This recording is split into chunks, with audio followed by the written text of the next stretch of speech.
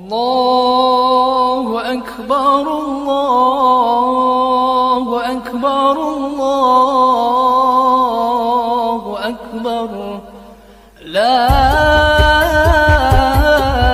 إله إلا الله والله أكبر الله أكبر ولله الحمد. Ya Mas Hersu, terima kasih atas kedatangannya semuanya, dan juga kita semua ucapin dong buat semuanya, pemirsa semuanya, taqabbalallah minna wa minkum, taqabbal ya karim, gitu. Biar halal nih, halal. Mohon maaf lahir batin. Maaf. Aduh Mbak Neno, lengkap ya hidangannya itu apa aja itu, ada mete, ada bipang ambawang nggak? Yang jelas ya, walaupun ini kecoklatan, ini bukan bipang, bukan juga jipang, bukan. Ya, ini semuanya halal. Masa kita orang muslim suruh makan yang ada nggak halalnya, nggak mungkin kan? Jipang itu ada kenal tuh, Adipati Jipang gitu. Arya Penangsang. Orang Palembang tahu Arya Penangsang, hebat. Hebat. Ya, Mas itu di NTT. Oh, itu Kupang ya? Oh, Kupang. Waduh deh, Mas. Dari Sabang. Mas Hersu, ucapin dong dari Sabang, dari Aceh sampai Papua.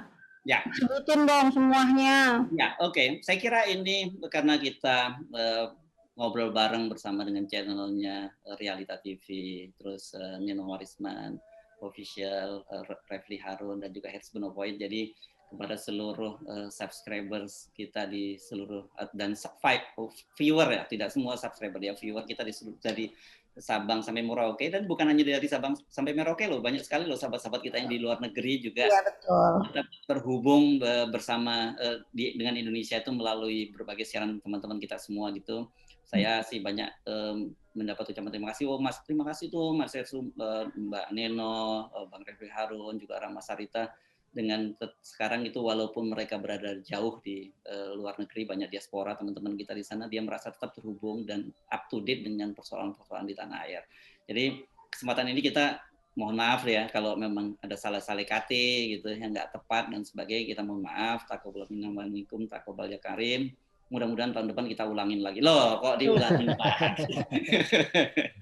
Saya minta maaf. Jadi di Aceh yang jelas sholat selama kemarin, sholat Ramadan itu berjalan aman saja. Jadi nggak ada jarak, ya kan? Sholat biasa aja gitu. Senang masih ada wilayah yang biasa aja, dan juga di desa-desa, teman-teman saya yang masih ada di desa-desa bilang enggak tuh, kita biasa aja, sholat biasa aja gitu. Juga teman yang ada di Tanzania mereka baik-baik juga, baik-baik saja gitu. Alhamdulillah. Saya dengar beberapa teman di luar negeri, karena ini peralihan dari musim dingin ke musim semi ya, kalau nggak salah ya, ini bulan kan agak lumayan lebih pendek. Saya dengar nih teman-teman yang di Eropa kali ini Ramadannya cukup pendek gitu, karena peralihan dari musim dingin ke musim semi. Jadi nggak selisih jauh lah, dari kan 13,5 jam di sana, sekarang 15 sampai 16 jam. Biasanya kan ada sampai 20 jam gitu. Ini memang luar biasa. Jadi Indonesia ini memang luar biasa sekali. Orang nggak kaget kalau bilang jadi surga gitu ya. Tongkat dan batu jadi tanaman. Tapi sekarang tongkat dan batunya jadi untuk pentungan. Itu bedanya gitu ya, Bung Refli.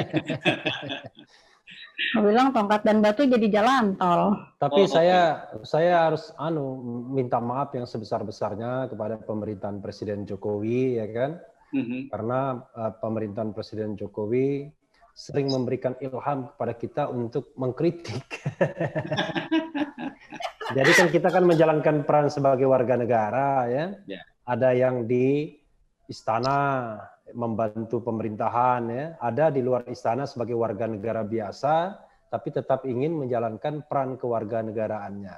Nah, jadi dalam kesempatan ini kan sebagai sesama manusia, ya kan, tidak hanya hubungan antara warga negara dan penguasa, tapi sebagai sesama manusia kita tetap harus minta maaf, ya kan, apabila dalam konten-konten kita banyak mengkritik pemerintahan. Nah, yakinlah itu nothing personal, itu menjalankan peran kewarganegaraan untuk menjaga pemerintahan, penguasa agar tetap amanah, kan begitu.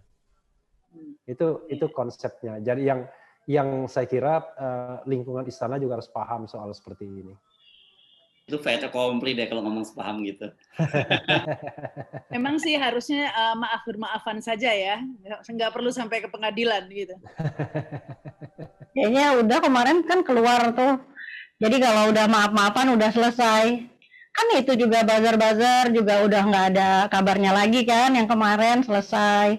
Udah maaf-maafan. Ya udah Bang Revi kritik aja terus, nanti tahun depan minta maaf lagi.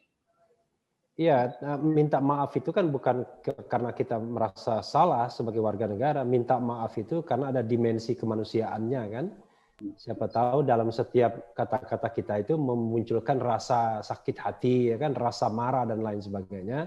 Tetapi kan itu kan tak terhindarkan kalau kita menjalankan peran seperti ini kan begitu. Saya juga memaafkan siapapun yang sudah mencaci maki saya ya, baik secara langsung maupun tidak langsung. Ini saya kenal dari Bang Refli dari awal. Beliau tuh gitu, kalau dimaki-maki, diapain, bilang terima kasih bahkan ya Bang Refli ya. Makanya Bang Refli jadi subscribersnya jadi 1,3 juta lebih karena suka memaafkan. Ada yang maki-maki ya? Saya nggak tahu kalau ada yang maki-maki saya gitu malam. Dan saya tidak ada yang kalau cuma sekedar dikatain binatang dan lain sebagainya kan biasa aja. Kalau kita lihat komen-komen mereka ya, terutama di awal-awal ya. Sekarang juga ya tetapi tidak seperti awal-awal karena pernah saya bacakan kan malah makian-makian mereka itu kan. Daripada mereka pusing kan, tidak diperhatikan, saya bacakan aja makian mereka itu. Ya. Nah, ini nanti sebelum Rahma juga memaafkan, saya juga mau ikut-ikutan Bung Refli Harun. Saya memaafkan termasuk mereka yang memban channel saya sehingga di Indonesia itu tidak bisa beredar channel saya kecuali yang subscriber atau yang dapat share gitu.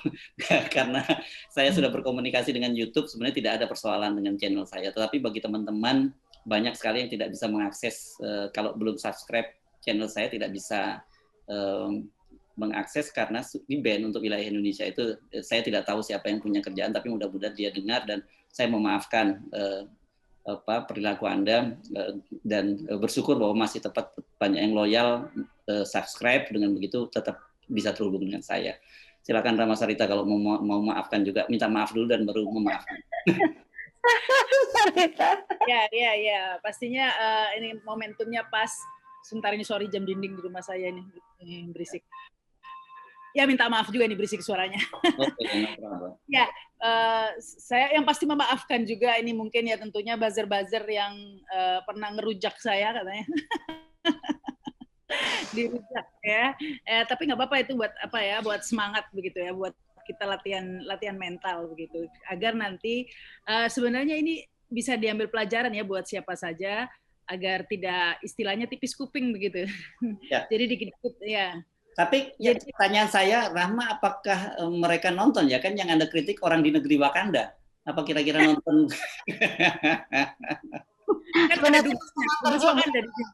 Nonton ya sama ya, soalnya kita suka masih tetap ada yang yang kan artinya nonton tuh kalau misalnya kita keluar satu tayangan terus kemudian ada yang bersuara keras gitu kan, bahkan ngata-ngatain gitu, artinya nonton ya Rahma. Ya, setahu saya kan yang dikritik oleh Rahma Sarita itu orang di negeri Wakanda gitu, jadi apa hubungannya sama dan di negeri Wakanda itu internet belum ada kalau nggak salah. Nah itu dia.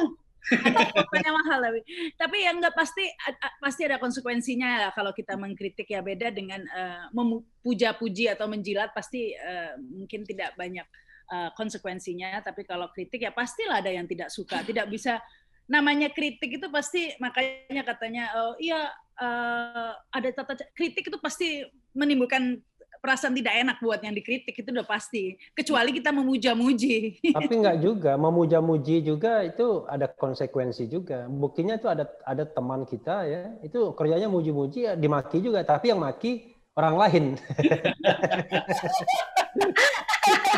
Iya, yang jelas sih. Sebenarnya kalau menurut aku kita emang ada baiknya juga gitu. Kan kalau kita itu mengulurkan tangan duluan, ya selalu gitu. Nah jadi kayak gini nih Mas Ersu idenya bagus banget gitu. Bang Refli juga luar biasa, udah minta maaf sama Pak Jokowi. Kalau saya nggak perlu minta maaf karena kami ulang tahunnya sama, jadi sesama yang ulang tahun sama. Nggak usah. Sama Rabu ponnya nggak? Hah? Tahunnya saya Senin Kliwon, nggak tahu ya beliau apa. yang jelas tapi seluruh masyarakat saya kira ini adalah lebaran yang istimewa banget. Inilah lebaran virtual terbesar gitu karena kita baru jalan ke sekarang ini anak saya tinggal di Depok. Jadi kalau Jakarta itu sebetulnya pasar Minggu. Jadi cuma sedikit aja kan. Ya 10 menit udah sampai Jakarta dari Cimanggis gitu kan di rumah anak-anak. Sekarang harus pakai antigen, tes antigen dulu, ginos dulu, kan gitu. Dan ini hebat sekali gitu loh, maksudnya jadi kita juga bisa menghidupi klinik-klinik ginos, ya kan, klinik-klinik antigen, itu kan juga kan satu perbuatan yang baik ya gitu. Jadi banyak klinik yang pada hidup, kan itu juga saudara kita. Nah, jadi saya kira ini lebaran yang harus dicatat dalam sejarah sebanyak super uniknya gitu. Kan lucu juga kan, kita bukan hanya, biasanya kan fokusnya maaf-maafan. Kalau sekarang fokusnya banyak gitu. Ada ini, ada itu, ada teror, ada macam-macam gitu. Ini kalau ngomong soal antigen sama PCR ya, waktu Ramadan kemarin, waduh, alhamdulillah saya ternyata dikasih rezeki sakit sama Yang Maha Kuasa. Itu sempat tidak puasa 7 hari. Pada hari pertama itu saya antigen kan. Ramadan ini. Iya, antigennya Ramadan baru berlalu ya. Ya, Ramadan. Antigennya negatif ya kan. Tapi dasar kita kan orang yang kadang-kadang banyak makan informasi, wah antigen nggak cukup, harus PCR ya kan. Akhirnya PCR juga. Untungnya juga negatif, tapi setelah saya baca-baca di PCR itu, ya tidak 100% juga mengatakan, ini subject to ini ya kan. Jadi orang yang sudah antigen, sudah PCR, tidak jaminan juga bahwa dia memang betul-betul negatif atau betul-betul positif. Memang nggak semuanya nggak ada jaminan, termasuk vaksin. Oh, vaksinnya juga nggak ada jaminan ya. Oke, sebelum itu saya sih pengen cerita pada teman-teman. Ini ayo cobain dulu. Oke, nanti dikantongin plastik aja Mbak Neno. Oh diambil aja ya. Saya minum dulu ya. Jadi saya mau sedikit cerita ya pada teman-teman ini behind the scene-nya gitu ya. Sebenarnya tanpa sadar sebenarnya antara saya, Bung Refli, terus Rama Sarita itu pernah bekerja di satu lembaga yang sama ya. Sebelum dikenal sebagai seorang ahli hukum tata negara, Bung Refli ini kan wartawan. Saya nggak tahu Anda pernah cerita belum sama subscriber Anda nih, Bung Refli? Oh, sama siapa? Sama subscriber viewer Anda udah pernah cerita? Oh sudah sering saya. Udah sering cerita. Walaupun tidak terlalu khusus ya, sampai selingan-selingan gitu. Ya. Jadi orang jangan lupa ketika ditanya kalau Refli Harun bisa wawancara dengan bagus, sangat bagus dan sebagainya. Refli Harun ini dulu wartawan. Kita pernah di satu lembaga yang sama ya, satu induk gitu ya, Bung Refli ya di media group gitu.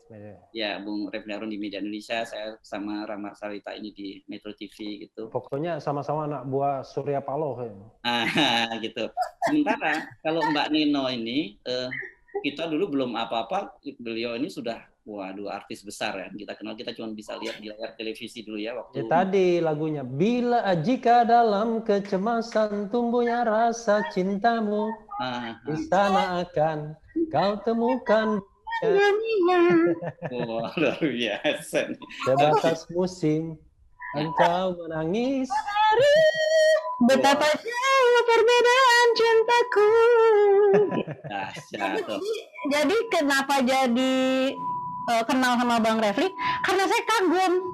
Saya bukan kagum sebagai ahli tata negara. Saya kagum. Orang ini kok hafal semua lagu Indonesia. Dari tahun abad 1945 sampai 2000. Oh iya, luar biasa. Bang Refli itu. Padahal saya cuma hafalnya lagu Bunda Neno aja. Nada kasih sama sebuah obsesi. Iya. Enggak, sebenarnya ada lagi. Kulihat cinta di matanya. Yang mana lagi tuh ya lagu? Ada. Gini. Suasana hati Oke. telah membuka lembaran baru. Jangan kasih sayangmu, Wah. harapanku tanamkan. Wah, dahsyat. Ajaib. Ya, saya ingatnya malah duetnya dengan Faris sih sebenarnya yang tadi ya. Wah, itu sejuta umatnya itu. Tapi Kalau saya yang paling saya ingat ya Sayekti dan Hanafi itu. nah, itu dia tadi. Jadi, tapi kalau waktu jadi Sayekti nggak secantik ini ya Rahma ya, karena dia mengendong karung di beras di pasar Beringharjo ya. Itu kalau dulu ada tokoh wartawan di situ yang jadi Ferry Fadli yang merekam kejadian itu sehingga bisa jadi ini media loh, ngomong soal media zaman dulu kan masih jadi ada gambarnya tuh koran yang dicetak tuh loh Mas Ersu zaman dulu. Jadi ada satu adegan berita itu di publikasi gitu tentang si Sayekti itu. Jadi wartawan itu emang selalu berperan di mana-mana. Hidup wartawan. Kenapa saya menyebut cerita kita tentang bahwa kita bertiga ini background-nya memang wartawan. Jadi kalau tadi kan kita ngomongin soal kritisisme tadi ya. Ya memang tugas wartawan itu memang mengkritik penguasa gitu. Kita kan bukan humas ya. Jadi kita kan disebut sebagai fourth estate ya. Kita pilar keempat dari sebuah demokrasi. Kalau kemudian media tidak menjalankan peran itu, ya sebenarnya demokrasi itu tidak lengkap. Saya pernah membuat sebuah tulisan yang saya kira waktu itu bikin sebel banyak teman-teman media, ketua media mainstream ketika saya membuat tulisan bunuh diri masalah pers Indonesia ya pada waktu rame-ramenya aksi 212, tapi kemudian media-media mainstream itu tidak memberitakan itu di halaman mukanya, padahal bagaimanapun itu kan memenuhi semua syarat-syarat media.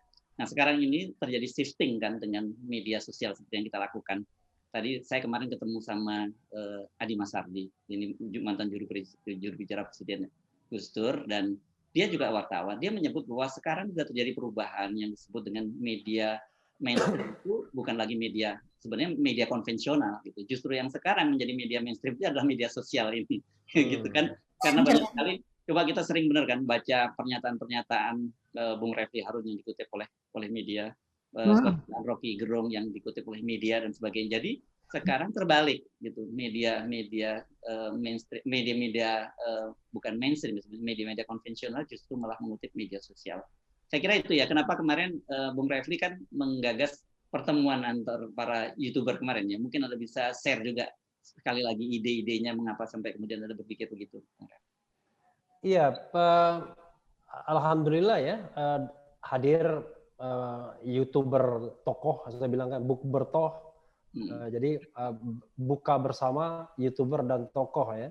Saya bilang YouTubernya itu profesi utama, sementara yang lainnya itu sampingan. Jadi ada yang YouTuber sebagai pengusaha kan, ada YouTuber anggota DPR dan lain sebagainya. Tapi yang jelas ada dua hal.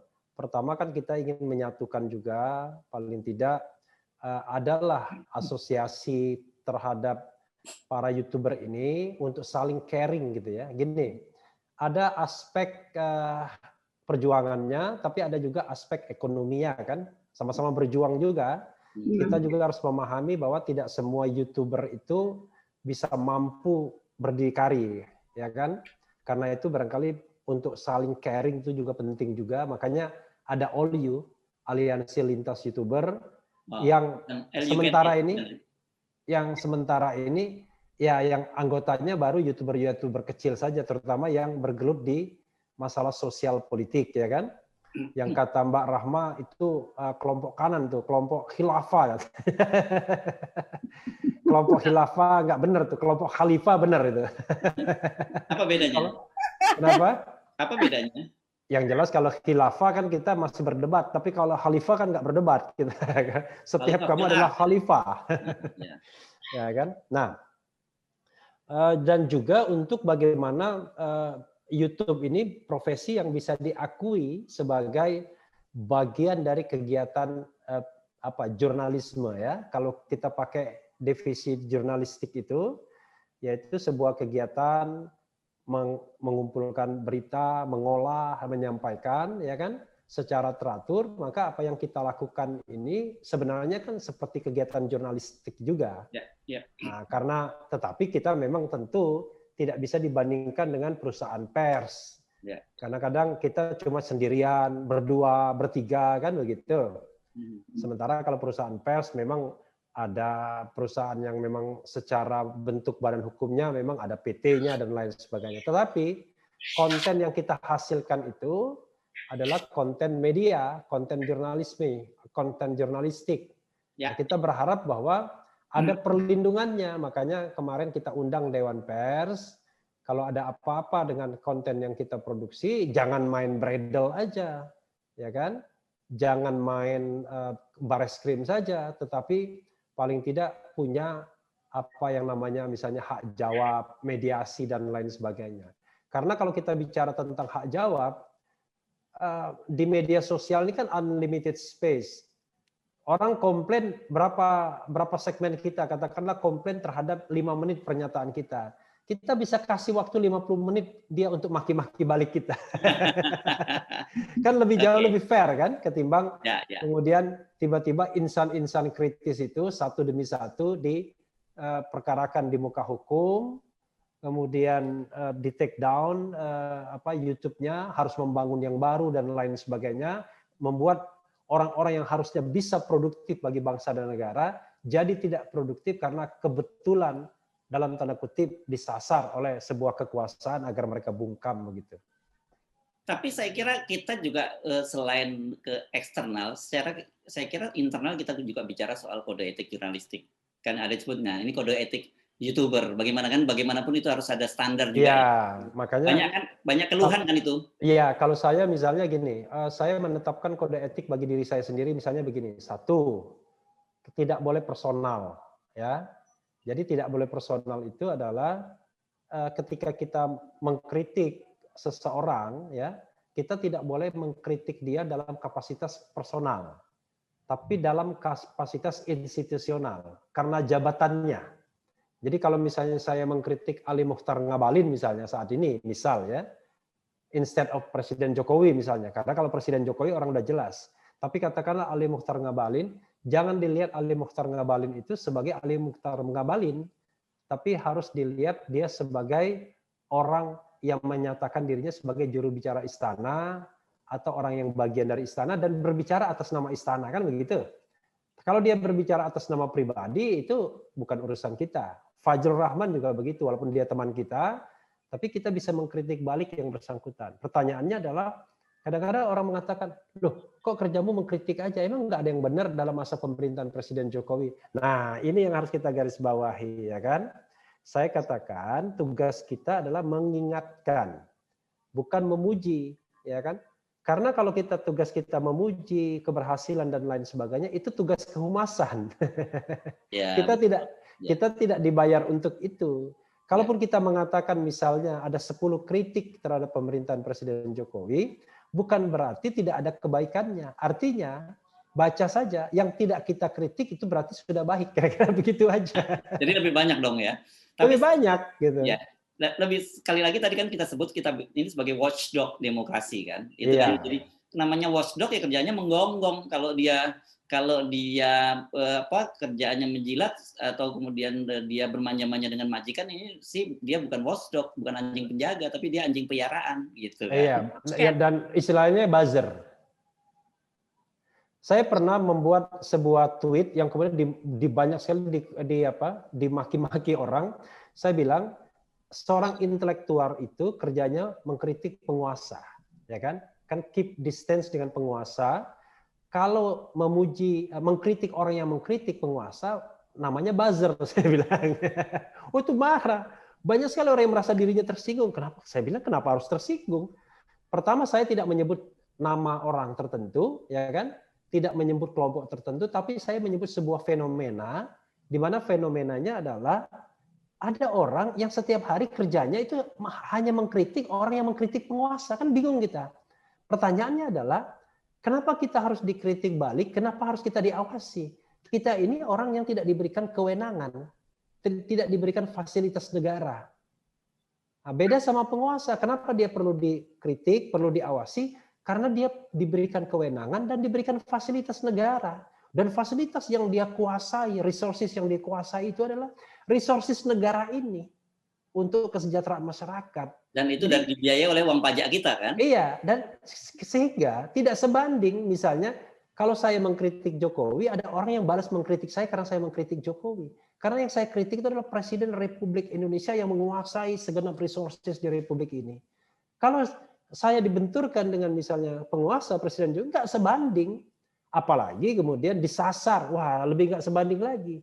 Makanya penegakan hukumnya harus jelas-jelas, netral dan lain sebagainya. Karena misalnya ya saya katakan, bahkan seorang Munarman sekalipun misalnya, ketika orang bertepuk tangan terhadap pembubaran FPI atau Munarman, penangkapan Munarman, lalu memberikan ucapan selamat kepada TNI dan Polri, menurut saya itu nggak masuk akal. Kenapa? Tidak ada orang atau kelompok di Republik ini yang mampu menghadapi institusi TNI Polri. Kalau ada hebat sekali dia itu berarti negara orang itu. Kalau ada mafia orang itu, cukong orang itu yang membiayai semua kita. Karena itu ketika kemudian Munarman ditangkap, FPI dibubarkan, dan kemudian diberikan ucapan selamat kepada institusi seperti kepolisian dan juga TNI, saya malah bingung. Negara ini udah terbalik apa? Justru menurut saya dari sisi hukum tata negara yang saya pahami, kita harus cek harusnya apakah TNI, apakah Polri sudah menggunakan kewenangannya secara benar dan prosedural untuk melakukan penangkapan dan pembubaran itu. Kan harusnya kan begitu. Ya. Nah, bukan malah sebaliknya begitu. Oke, ini kalau YouTuber ahli hukum tata negara diajak lebaran juga ngomongnya jadi serius nih. Oke. Karena sisa-sisa ini kan ada dua. Karena sisa-sisa sakitnya masih ada. Oh, sisa-sisa masih ada. Lupa. Kalau udah ngomong tata negara lupa sama sakit tenggorokannya. Iya. Cuma memang kadang-kadang ya saya senang dengan YouTube ini karena bisa paling tidak memberikan share tentang konsep hukum tata negara, ya kan? Yes. Kenapa kita begini, kenapa begitu, seperti Mas Hersu memberikan konsep mengenai bagaimana peran jurnalistik. Nah, saya bagaimana membagi peran itu berdasarkan pembagian kerja, division of labor dalam perspektif hukum tata negara. Nah, kalau orang paham seperti ini semua, dari kita tahu, oh ya, karena orang itu santai-santai aja. Refli mengkritik kan memang dia menjalankan pekerjaannya, kira-kira begitu aja tinggal. Iya lucunya, anakku juga suka kucing. Oke. Nah kan sekarang ini karena kebetulan ada dua, kalau dalam bahasa yang lalu disebutnya emak-emak, tapi saya nggak enak lah nyebut kalau dua orang ini emak-emaknya, ada Rama dan Mbak Neno.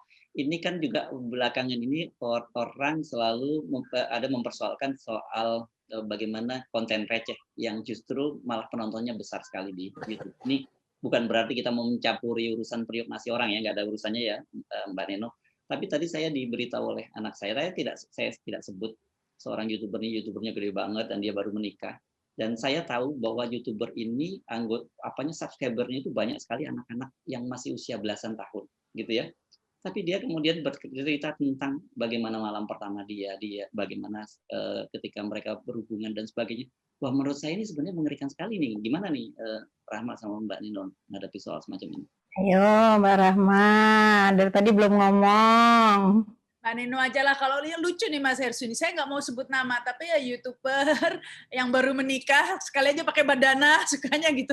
Oh, kan itu kan saya tidak menyebut nama, saya tidak menyebut nama. Siap.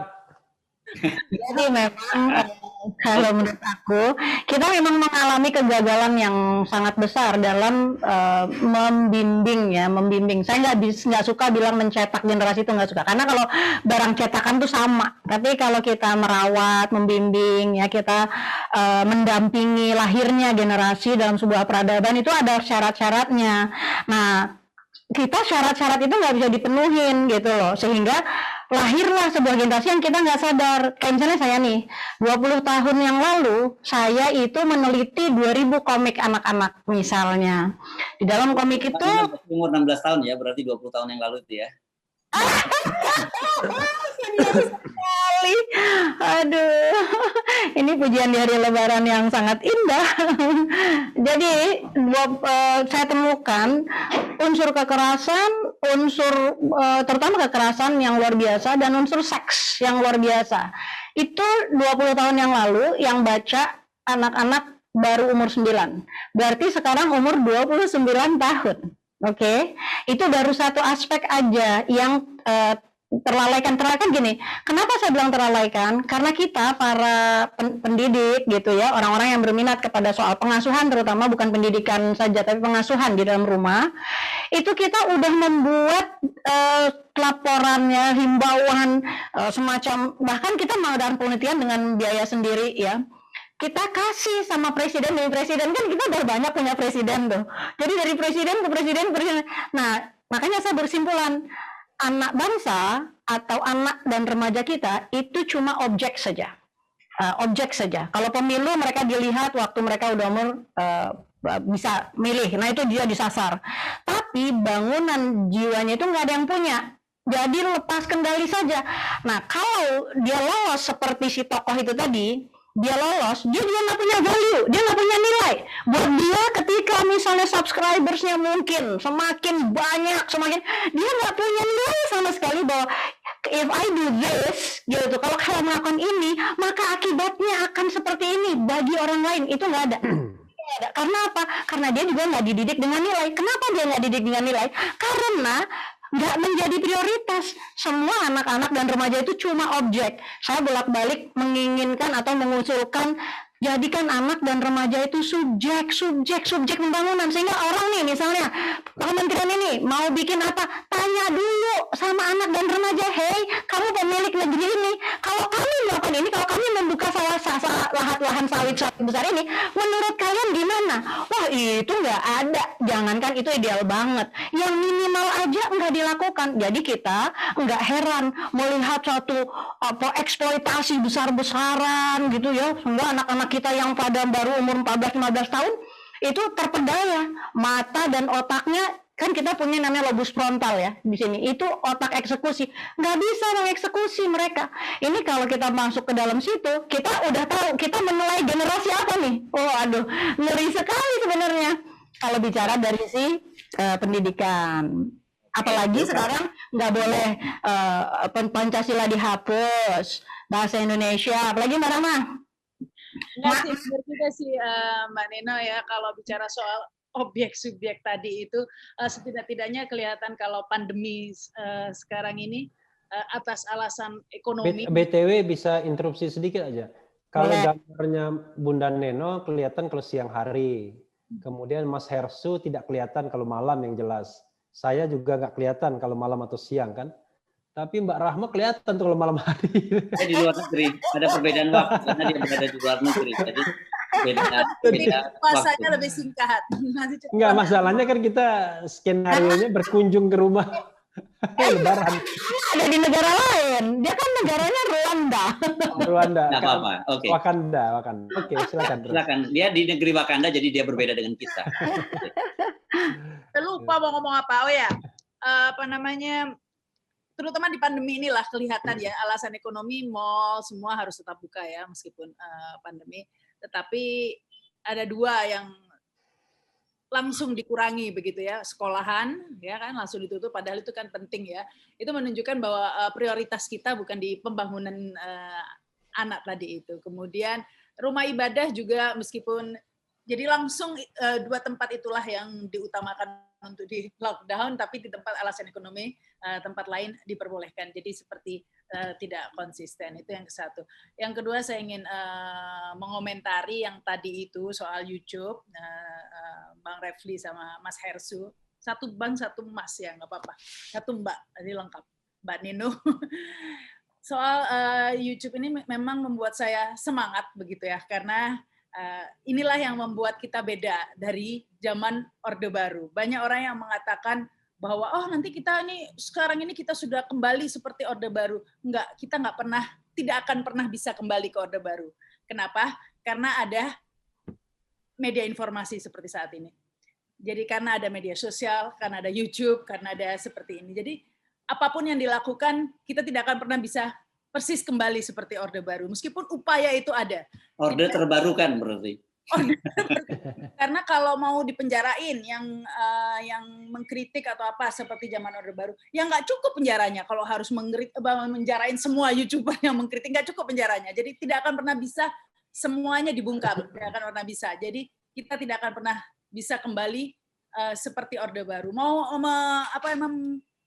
memanipulasi informasi seperti waktu peristiwa KM50 dan lain sebagainya. Tidak bisa seperti Orde Baru. Jadi ini yang membuat kita semangat meskipun kata orang demokrasi terancam, tapi ya kita masih punya sarana ini, mudah-mudahan ini masih bisa dan tampaknya tidak akan pernah bisa dibungkam. Gitu. Iya, yang Anda sampaikan itu betul, Rama, ketika sekarang kan gini, kalau kita ngomong anatomi media masa kita sekarang, itu hampir semua, hampir semua itu adalah ada kepentingan-kepentingan, baik kepentingan bisnis maupun kepentingan politik. Itu kan beda sekali ya. Kalau dulu pers Indonesia ini kan pers perjuangan. Sementara kita ini sekarang sudah masuk ke era industri. Anda boleh sebut siapa? Kelompok pers mana? Ada kelompok-kelompok. Saya membaginya dua sebenarnya pers di Indonesia itu. Satu, kelompok pers yang memang berangkat grup dari idealisme pers, dia membangun pers. Tapi kemudian dia menjadi perusahaan yang besar dan dia menjadi konglomerasi. Jadi sama gitu ya. Kita sebut misalnya Kompas dan sebagainya. Kita sebut nama. Dia kan juga punya banyak bisnis, punya level bisnis hotel, bisnis properti, macam-macam dia punya. Dan kemudian itu atau kita sebut di daerah-daerah ada seperti Suara Merdeka atau dulu ada Jawa Pos dan sebagainya. Nah itu jadi mereka adalah media yang berangkat dari media menjadi konglomerasi. Kemudian ada kelompok konglomerasi yang masuk ke media. Kita bisa sebut semua lebih banyak itu sekarang malah kelompok konglomerasi yang masuk ke media. Dan ada genre yang ketiga, ini kelompok konglomerasi yang kemudian dia juga terlibat dalam politik. Jadi ada kepentingan-kepentingan itu. Tapi sama semua ini jadinya antara media yang berangkat dari idealisme media menjadi konglomerasi, dari konglomerasi masuk ke media dan kemudian berkelindan dengan kepentingan politik. Ini membuat pers di Indonesia menjadi tidak lagi bisa independen gitu karena ada kepentingan-kepentingan para pemiliknya, baik kepentingan secara bisnis maupun kepentingan politik. Kan kalau di media selalu kita kenal namanya teori firewall gitu ya, tembok api itu, pagar api kita menyebutkan antara kepentingan bisnis dengan kepentingan idealisme pers. Nah, di situ sekarang nggak susah di Indonesia kita bicara seperti itu. Jadi kalau kita mencari masih banyak wartawan yang idealis, tapi dia bekerja di sebuah media yang tidak ada idealisme lagi. Kenapa? Karena ada kepentingan bisnis, ada kepentingan politik. Nah, untungnya kita yang masuk ke media sosial ini kan hampir mayoritas, terutama kita yang bergerak di media-media yang basicnya jurnalistik, dan kan sekarang Mbak Nino kan juga jadi wartawan kemarin kalau nggak salah di pengadilan menunjukkan kartu pers, ya menunjukkan kartu persnya waktu dari SNN. Jadi kalau saya dari FNN, ini Bung Refli dengan Mbak Nino dari SNN. Ya sama deh. Rahma segera bergabung. BNN. Nah, dia Realita TV. Realita TV itu grup dari Check and Recheck ya, bersama dengan ini ya, Bang Ilham dan kawan-kawan ya, Rahma ya. Jadi dia juga bagian dari pers konvensional gitu. Nah, tetapi dengan muncul hadirnya kita ini akhirnya muncul media alternatif bagi publik untuk melihat ada pilihan-pilihan. Makanya saya tadi sepakat dengan yang saya sebut Adi Masardi melihat bahwa media yang lama itu tidak bisa lagi disebut media mainstream, itu media konvensional. Sementara kita justru sudah menjadi mainstream. Kenapa coba? Anda perhatikan rating dan share. Nah ini kita yang sama-sama pernah kerja di TV ya, Rahma Sarita ya. Itu rating dan share audiens penonton televisi sudah turun tinggi sekali, dan orang lebih nonton channelnya Refli Harun gitu ketimbang nonton dialog-dialog di televisi. Kecuali sinetron Ikatan Cinta. Oh, masih itu ya? Nah, inilah saya kira makanya kembali lagi menurut saya tadi penting buat memang itu diatur bagaimana satu perlindungan hukumnya, kedua kode etiknya di media karena dampaknya ini bisa besar sekali. Karena kita sebut tadi kalau ada YouTuber yang sangat besar sekali pengaruhnya dan kemudian dia tidak diikat oleh norma-norma etika, dan kemudian kalau dia di televisi kan itu diatur oleh undang-undang penyiaran, ini juga bisa berbahaya gitu. Jadi nah itu yang saya kira yang menjadi serius gitu ya. Karena kita emang peduli bangunan moral bangsa. Kalau kita bilang kepemimpinan di 20 tahun lagi itu tergantung dari bagaimana anak-anak kita hari ini, pemuda-pemuda itu mendapatkan asupan dari lingkungannya, termasuk dari YouTube-nya gitu kan, dari tayangan-tayangan dia. Karena kan kalau kita bilang belajar, sarana belajar itu kan basoro, nazoro ya kan, ada dua ya, penglihatan dan pendengaran.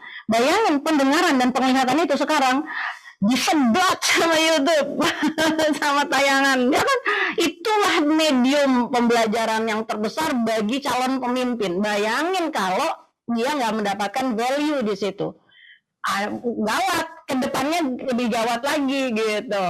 Sekarang kan hampir jarang sekali kita melihat datang ke sebuah rumah tangga itu orang sedang nonton televisi, jarang sekali kan. Yang terjadi dulu bersama-sama dan kemudian sama-sama lihat nonton di gadget masing-masing. Itu memang itu sunatullah, itu yang saya kira tidak bisa kita tentang lagi, itu realitasnya seperti itu. Jadi kalau saya ya ketika mau membuat YouTube itu memang perspektifnya adalah pengen punya media di mana saya bisa bicara dan menyampaikan gagasan ke masyarakat sebagaimana sering disampaikan melalui media konvensional ya, televisi dan lain sebagainya. Tetapi makin menyadari bahwa mereka selalu memiliki agenda setting yang kadang-kadang kalau tidak cocok dengan apa yang kita inginkan, mereka tidak hanya tidak mengundang, tidak memberikan tempat, bahkan memblacklist. Jadi sampai sekarang saya sudah merasakan itu 2 tahun lebih di blacklist oleh sebuah media, 3 tahun hampir bahkan. Media dekat rumah saya, kira-kira gitu. Jadi ini inisial lagi nih. Iya. Lebih lengkap seperti saya tadi nyebutinnya. Iya. Ya, jadi media dekat rumah saya, ya kan? Rumah saya di Kebun Jeruk. Siapa itu? Oke, lanjut. Itu yang mendasari saya. Wah, saya bilang kalau begini caranya nggak bisa kita mengandalkan media orang lain. Kita harus punya media sendiri. Nah, alhamdulillah ada YouTube yang memungkinkan orang memiliki media sendiri, kan begitu? Itu satu sisi. Tapi di sisi lain saya juga harus menyadari bahwa YouTuber ini sebenarnya hidup dari popularitas, hidup dari mereka yang menonton.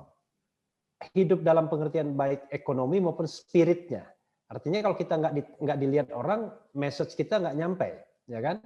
Kalau kita tidak punya ekonominya, barangkali sustainability-nya barangkali suatu saat bisa akan terganggu kalau kita nggak punya sumber lain. Nah, karena itulah kemudian saya berpikir bahwa memang ya harus ada tanggung jawabnya. Jadi ya, celakanya kadang-kadang mungkin banyak orang berpikir bahwa YouTube itu adalah media privat, pribadi. Terserah saya dong mau diapa-apain, ini kan pribadi saya. Nah, klaim-klaim itu yang saya sering dengar dengan orang-orang itu.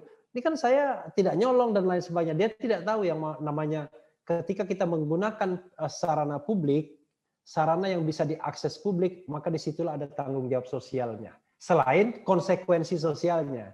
Nah, konsekuensi sosialnya saya tidak terlalu pedulikan, misalnya dimaki orang, dikritik orang, karena itu tergantung pada diri kita, tapi tanggung jawab sosialnya itu yang kemudian harus menjadi pikiran kita, agar kita tidak menyampaikan hal-hal yang katakanlah buruk bagi masyarakat. Sangat besar pengaruhnya mulai dari anak-anak sampai dewasa semua. YouTube seperti dikatakan tadi memegang peranan yang lebih besar. Kalau dulu most powerful media itu TV. Sekarang sudah bergeser menjadi yang paling besar pengaruhnya itu YouTube begitu. Jadi kalau kita katakan orang sekarang itu ngelihat orang nonton TV itu lama-lama saya bilang bisa kayak ngelihat orang makan siri gitu. Jadi kayak so yesterday gitu, lihat orang masih nonton TV gitu. Sama kayak ngelihat orang baca koran gitu. Saya juga kaget loh masih baca koran gitu kan. Ya sama. Akan menjadi one day mungkin anak-anak kita kalau ada orang nonton TV, orang itu lagi ngapain gitu ya. Lagi makan sirina. Jadi ya ini semua keniscayaan lah ya, perubahan shifting seperti itu ya, karena memang lebih dinamis karena lebih bebas dari pengaruh, tapi sekaligus masuk juga dengan berbagai negatifnya ya, karena kalau tidak bertanggung jawab tadi yang membawa pesan-pesan yang salah itu juga. Sampai sekarang saya kalau anak saya main YouTube saya harus tetap sering-sering sidak gitu ya, karena memang meskipun anak saya masih kecil kan, meskipun itu kartun ya, meskipun itu film animasi, kontennya itu enggak loh. Jadi kita harus benar-benar kelihatannya saya biarkan nonton film kartun.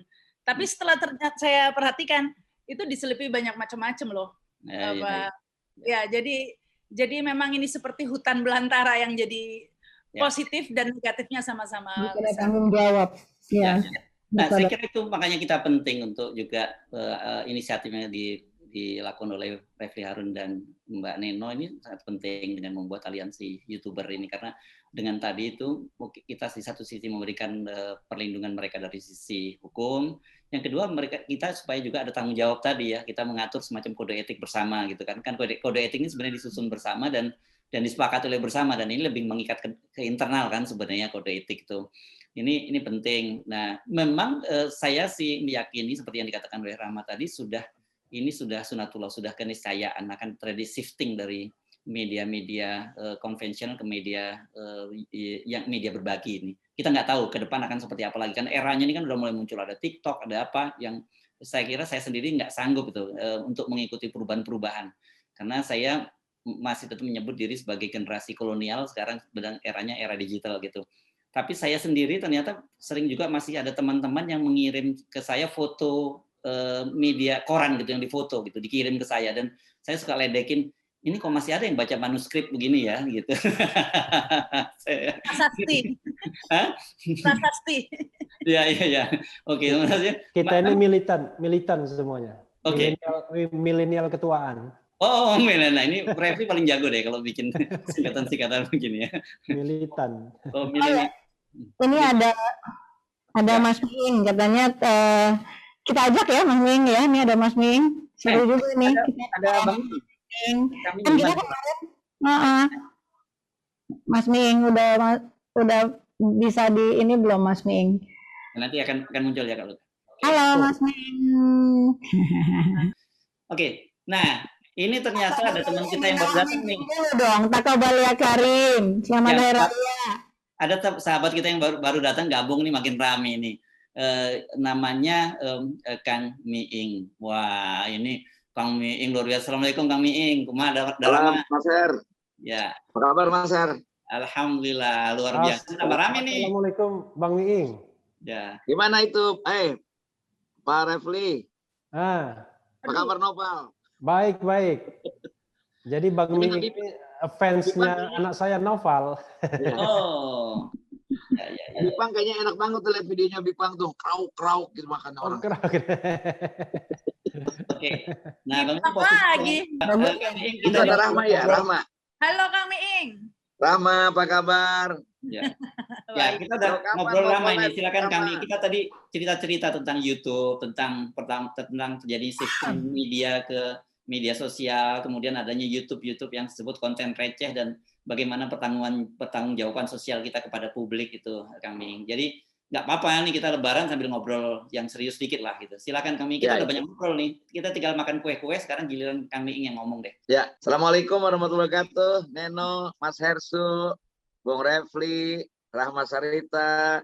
Selamat Lebaran ya. Minal aidin wal faizin. Mudah-mudahan kita di hari Lebaran ini mendapatkan sesuatu yang baru, yaitu kembali kepada fitrah, kembali kepada kebersihan. Kan kata Pak Ustadz, kalau orang yang berpuasa sebulan penuh dengan baik, puasa yang sebenarnya satu Syawal itu seperti bayi yang baru lahir. Amin ya rabbal alamin. Mudah-mudahan. Amin. Dan Ramadan itu kan kasih sayang Allah menyediakan waktu dari 12 bulan, salah satu bulannya adalah diberikan kepada orang untuk mendapatkan privilege lah orang beriman itu. Ya. Dapat berpuasa, bisa memperbaiki diri, melatih diri, pertobatan, pengampunan, dan sebagainya. Masya Allah, nikmat banget. Sedih rasanya. Mudah-mudahan kita doa bahwa tahun depan masih kita ketemu dengan Ramadan yang akan datang, Mas Hersu. Ya. Walaupun dalam 2 tahun ini saya melihat itu peristiwa bangsa dan umat ini terus terpolarisasi dan tercabik-cabik dengan konsep yang tidak jelas, kita harus diarahkan kemana. Saya sih hanya melihat begini, kalau kita kemarin ketemu waktu bulan puasa buka bersama di Al Jazeera, bahwa yang saya katakan dengan revolusi digital itu adalah sebuah peristiwa peradaban yang ya boleh dibilang keniscayaan ya, nggak bisa mundur kita. Entah lagi setelah digital ini apalagi yang akan datang dalam peradaban kita ini. Artinya bahwa dengan revolusi digital maka dia merubah perilaku atau merubah, jadi dalam konteks bisnis ya dia merubah perilaku change behavior atau namanya perubahan perilaku dari pasar misalnya. Kemudian perilaku sosial, perilaku politik juga demikian gitu. Yang saya katakan, saya sebagai pelawak, kayaknya dulu enakan zaman dulu, begitu ngeritik pemerintah, urusannya langsung dengan aparatur. Sekarang dengan masyarakat. Dulu masyarakat sipil itu nggak ikut campur ketika begitu ngeritik gitu loh. Malah mereka merasa ada keterwakilan bahwa si Bagito sebagai katarsis ini merupakan representasi dari publik atas kepengapan itu. Tapi sekarang penggemarnya nggak tahan gitu. Tapi yang dikritik juga nggak komentar gitu. Nah, saking nggak komentarnya mungkin kalau kira-kira agak-agak hangat, agak panas, paling ya kriminalisasi atau apa saja bentuknya, dicarikan pasal yang cocok gitu. Dengan yang sekarang ini, maksud saya, untung kita punya media yang independen nih. Ya, tiba-tiba orang dulu kenal Refli Harun, memang biasanya beliau hanya menjadi narasumber sebagai ahli hukum tata negara yang saya kagumi gitu ilmunya. Tiba-tiba sekarang dia harus turun menjadi pelaku sendiri. Kenapa? Tidak ada pilihan gitu. Kenapa? Media mainstream tidak mungkin menyampaikan atau memfasilitasi pikiran-pikiran yang sehat seperti Refli ini atau seperti Hersu ini gitu.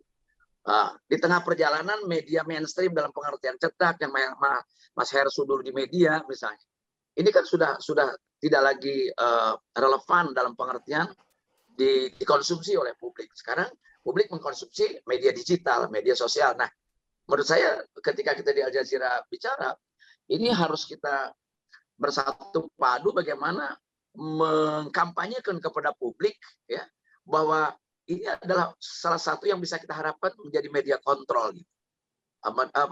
Sebagai fungsi kontrol. Sebab apa? Media mainstream itu kan padat modal sebagai sebuah industri dimiliki oleh konglomerat ya.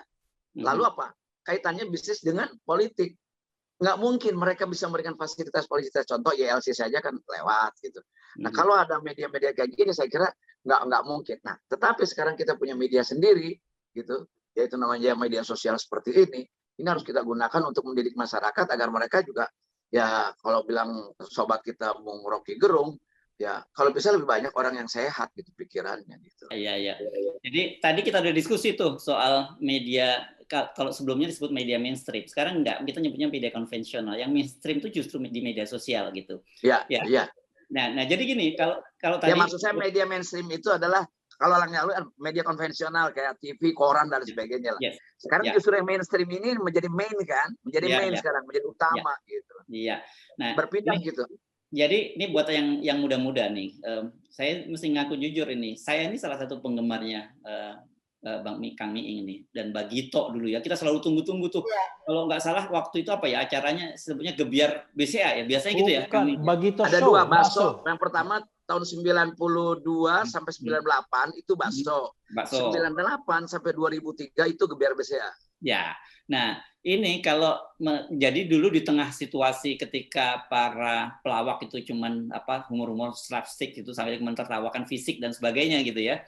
Kalau Bagito itu lain. Ini kalau Bagito ini adalah genre kalau yang disebut oleh Rocky mungkin disebut sebagai komedian akal sehat. Nah, itu bedanya dengan komedian yang lain yang slapstick. Kependekannya KAS.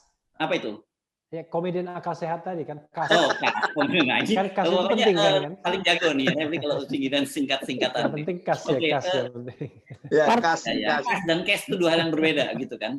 Karena nah, kita karena tadi memang Kang Miing baru belakangan kita kasih kesempatan lebih banyak Kang Miing ya. Jadi Kang Miing kita bicara soal pertanggungjawaban karena ini dampaknya, impact dari media sosial ini kan luar biasa besar. Sampai sekarang kalau dulu yang nonton televisi, nonton itu kan orang-orang umur tertentu. Sekarang ini dari anak bayi gitu yang baru bisa nonton televisi, nonton itu bisa pegang gadget sampai orang tua itu semua sudah nontonnya di media sosial. Nah, tapi kan ini harus ada pertanggungjawaban. Waktu diskusi di Al Jazeera, Kang Miing cerita tentang konten-konten receh yang dampaknya itu sangat mengerikan kepada publik kita. Silakan. Ya, kalau saya lihat gini, saya juga berselancar juga nyari apa sih yang digemari anak-anak muda. Yang jelas penonton saya kan 30 tahun ke atas juga, karena di bawah 30 tahun itu nggak kenal saya lagi, Mas Hersu. Itu yang pertama. Ya, Tapi setelah sekarang saya berapa? nonton, 30 kurang ya? kenapa? Sekarang usia 30 kurang kan? Ya kurang banyak maksudnya. Oke, silakan. Ya, Kalau lanjut. kata orang-orang, kalau saya bilang saya umur saya 63, mereka nggak percaya. Kok Bang Ming awet muda? Bukan. Kata orang-orang sih lebih muda 1,5 jam lah dari umurnya. Oke, lanjut. Jadi saya mencoba gitu menelusuri apa sih fenomena yang terjadi di kalangan anak muda, karena yang saya bilang itu, kalau saya mungkin, kalau Mas Hersu kan masih relatif muda, Pak Bung Refli juga muda. Saya kan udah termasuk hampir mirip dengan Dahlan Iskan kali umurnya ya gitu ya. Jadi saya terkesan nggak ikhlas tua, bukan. Karena digital datangnya belakangan, itu aja. Media sosial datangnya belakangan kan. Setelah masa kejayaan saya lewat gitu. Nah, saya pengen coba fenomena apa sih gitu.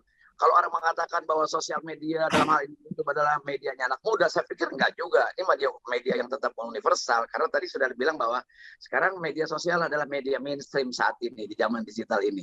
Nah, maksud saya, kalau kita bicara kayak Mas Hersu, Neno, Rahma, itu kan show kan. Anda muncul itu bukan karena ada motif lain, kecuali adalah sebagai media perjuangan. Ada nurani, ada akal yang dibangun oleh kita. Saya ngelawak dari dulu, walaupun tetap ngelawak, itu ada perjuangan dalam jiwa, ada pemberontakan intelektual kita gitu. Yang memang ini nggak bisa begini nih gitu. Ada dorongan-dorongan itu. Tidak hanya sekedar, kalau bahasa anak muda kali, narsis, kayak yang penting terkenal, kayak emak-emak nggak bisa bikin TikTok apa, bikin apa. Itu kan hanya ingin dikenal saja. Motifnya tidak lebih dari bahwa ada idealisme yang harus ikut memberikan kontrol sosial atau apa. Nah, begitu melihat anak-anak, mungkin saya tidak harus menyebutkan satu persatu, tapi kita akan tahu hanya pamer kekayaan mobil itu hak mereka sebetulnya. Akan tetapi pertanggungjawaban moral gitu ya kepada publik, terutama generasi muda, apa yang mereka wariskan atau mereka transfer, atau bentuk transformasi apakah dari sosok kondang yang apa namanya, kalau Neno, kalau bintang Instagram apa namanya itu sekarang? Selebgram ya? Selebgram misalnya.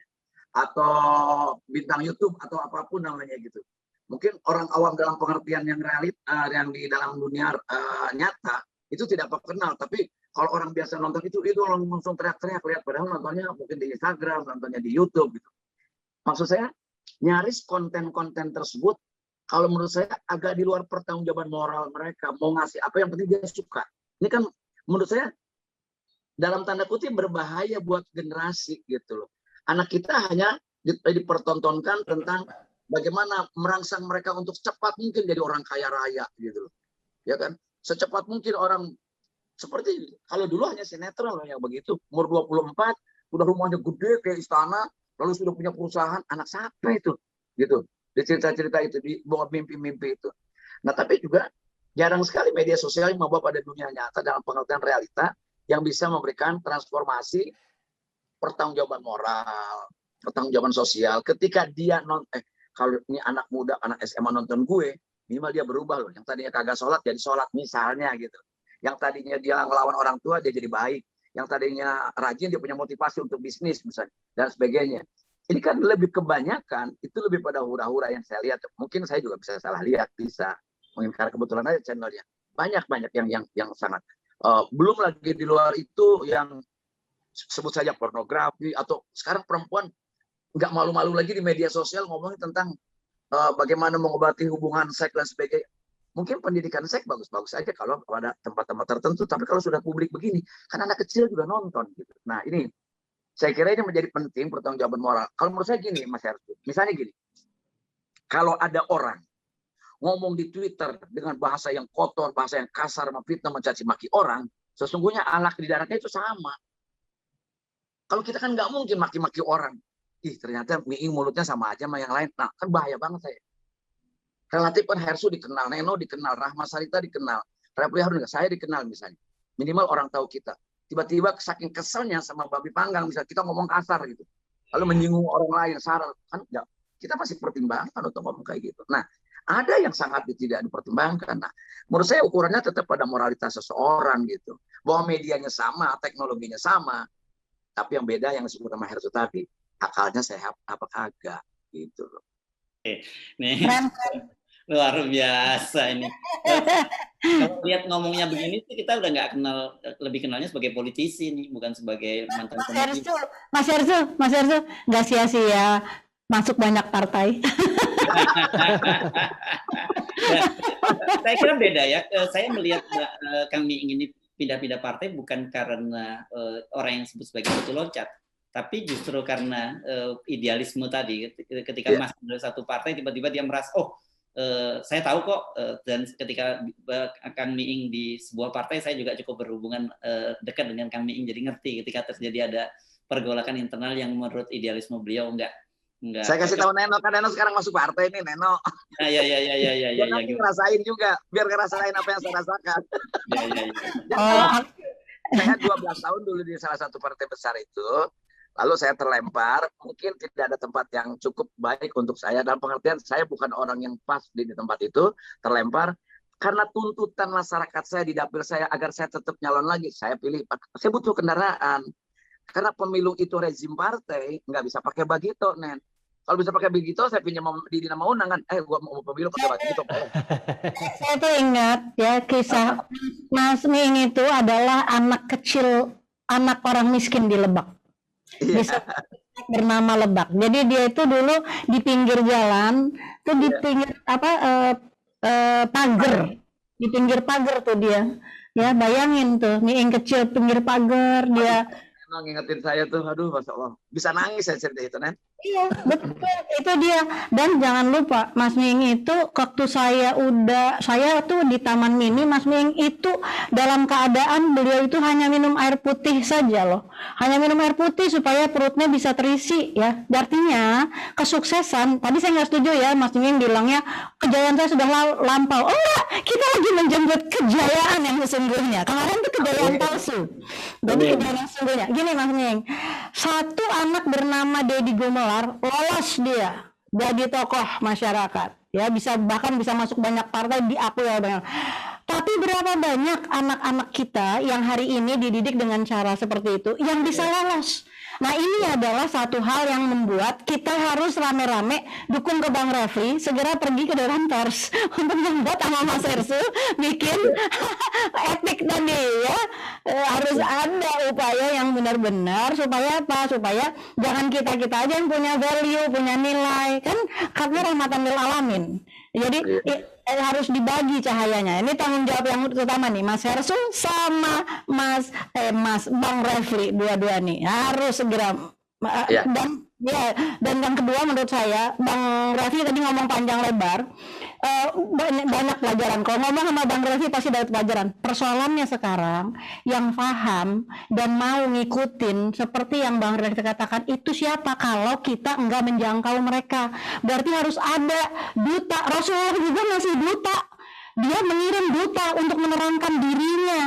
Nah kita tuh nggak ada yang jadi duta. Harus ada duta-duta yang mengatakan kita kalau begini harus ada kode etiknya. Kalau YouTube supaya nasib generasi ini tidak hancur-hancuran atau lebih hancur. Kan gitu ya Mas Miing ya? Ya Neno, Mas Hersu boleh nggak saya cerita apa yang Neno sampaikan tadi? Silakan dong, lanjut dong ya. Ya, saya justru diingetin sama Neno masih kuat ingatannya. Saya nyaris bukan lupa. Jadi gini, saya ini bapaknya cuma seorang mantri polisi di kecamatan Lewi Damar. Kecamatan Lewi Damar itu salah satu desanya adalah Kanekes Baduy. Bisa bayang dong. Dulu di sana bupatinya Dawes Dekker.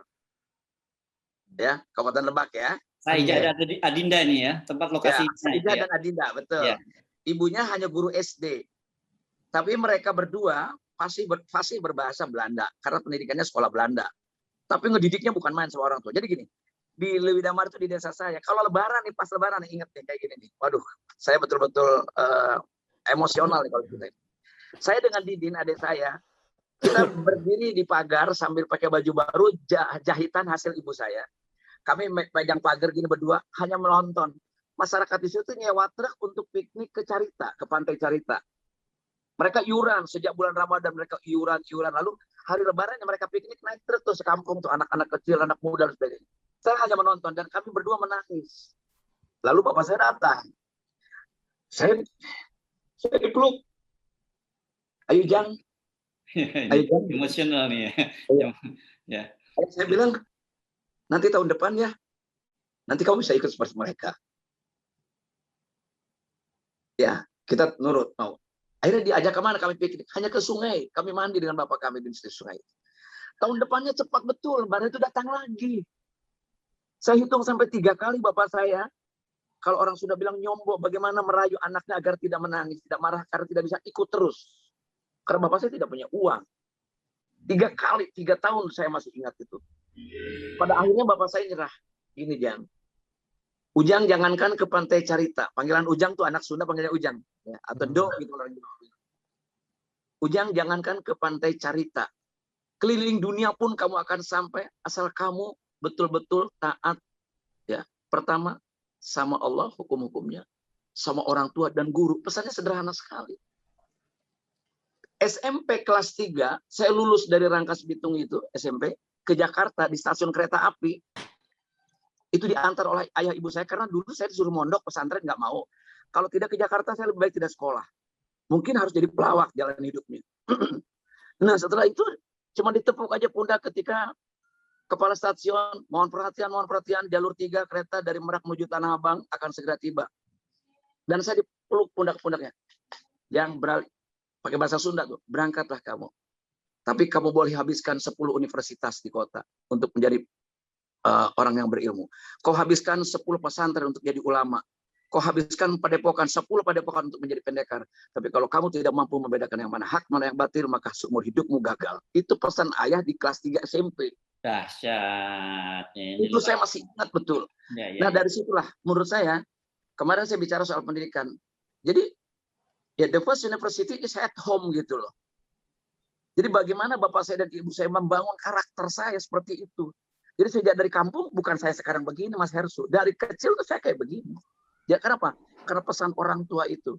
Makanya kalau sekarang misalnya kita ada apa namanya? Dilarang. Ya, konteksnya dengan dunia digital, saya tetap akan bisa menjaga diri agar tidak apa? Saya mau, kenapa saya terlambat membuat YouTube? Saya berhitung kira-kira manfaat nggak ya buat orang. Itu sangat dihitung sekali. Saya juga tidak mau hahaha mungkin ya, karena saya pelawak lalu seolah-olah pelawak itu adalah pembenaran segala aja boleh lah, karena populer mungkin segala aja boleh, enggak gitu. Saya bilang popularitas is not, ini bukan segala sesuatunya menurut saya gitu. Nah, untuk itulah dari perjalanan tadi mau piknik saja nggak bisa, ternyata betul apa yang diomongin ayah saya Nenok. Ya, kamu keliling dunia pun, masya Allah.